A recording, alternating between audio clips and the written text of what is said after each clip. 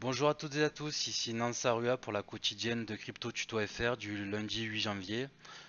Commençons tout de suite par analyser ce qui s'est passé aujourd'hui pour la courbe du Ripple.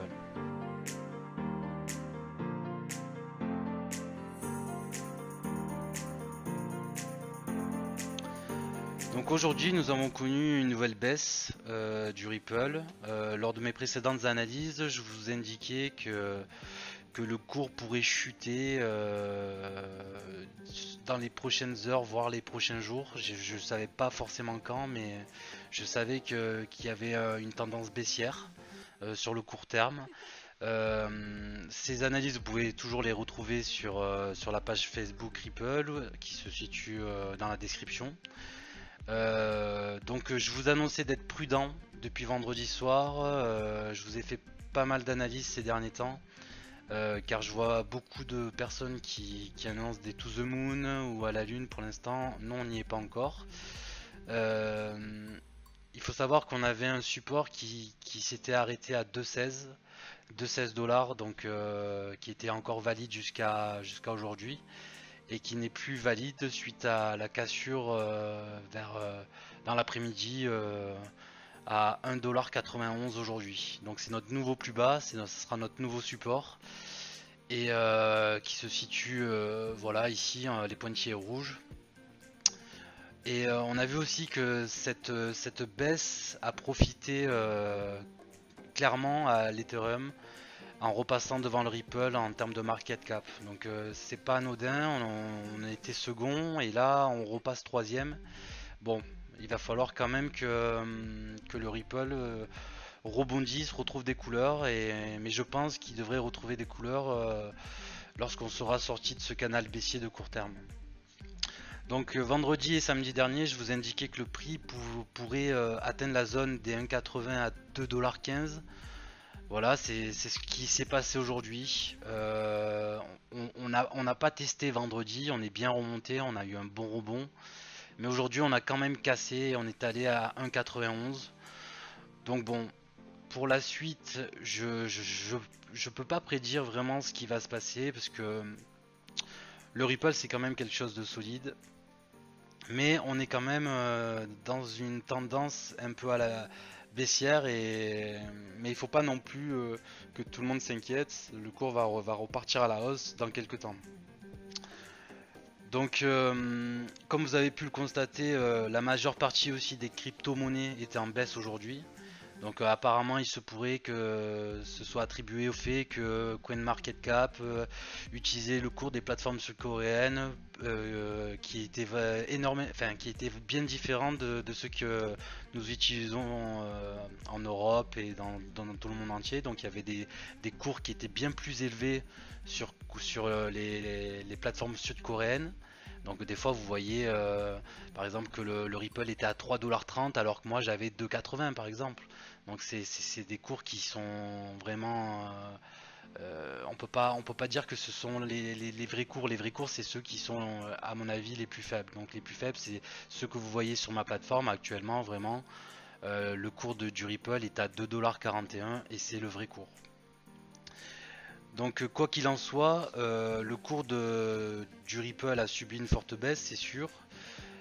Et nous sommes vraiment pour l'instant dans un canal baissier de court terme toujours. Même si je laisse ce canal qui était tracé de base, parce que normalement on n'aurait pas dû sortir à la baisse comme ça de ce canal, on aurait dû plutôt aller chercher une petite hausse, mais suite à ce rebond, je suis quand même, je reste prudent, mais à la fois je reste confiant que le Ripple ne va pas non plus s'effondrer. Voilà, donc on va passer sur le graphique, à l'analyse du graphique. Donc voilà, suite à la cassure du support à 1,80, à 2,16 pardon, excusez-moi. Donc on a un nouveau support qui se situe à 1,91. Donc une cassure à la baisse de ce nouveau support. Donc si le cours vient casser ce nouveau support, on pourrait retrouver un prix se situant entre 1,80$ et 1,50$. Donc là, oui, forcément, vous pourrez commencer à s'inquiéter. Ce soir, je vous demande quand même de rester confiant. mais prudent pour le XRP. Parce qu'il a quand même de bonnes capacités à se relever, on l'a vu lors des précédentes pentes. Ici par exemple lors de la correction, il nous a fait toujours un peu plus haut sommet, ou si on va chercher plus loin, qui était en décembre, il nous avait fait une belle correction, puis après il avait stabilisé pendant quelques jours. Je pense que là on pourrait stabiliser, mais je peux pas vous l'affirmer complètement. Mais sachez qu'à la baisse, si on casse ce support de 1,91, on pourrait retrouver un prix de 1,50 $. Et là, forcément, il y aurait des opportunités de hausse pour d'achat, pardon, pour pas mal de personnes. Et par contre, ceux qui sont rentrés à 3 $, ben oui, forcément, ça fait une bonne perte pour l'instant.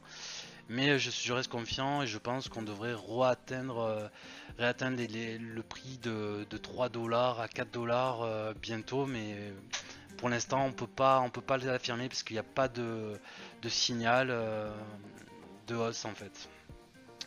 Donc à la hausse, si vous j'ai tracé les retracements de Fibonacci. Donc les retracements de Fibonacci, ça permet de déterminer en fait, si vous voulez, des résistances.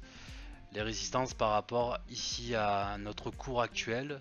Donc on prend le plus bas, d'accord, et on prend le plus haut. Donc on a pas mal de résistances ici. Je sais pas si vous voyez bien. Les résistances, elles se trouvent à ces niveaux-là. Donc on en a plusieurs à franchir avant de retrouver quand même ce seuil des 3 $ qui nous permettrait de récupérer une nouvelle hausse et de commencer à rêver, comme je vous l'avais dit dernièrement. Donc il faudra casser toutes ces résistances si vous voulez qu'on reparte à la hausse.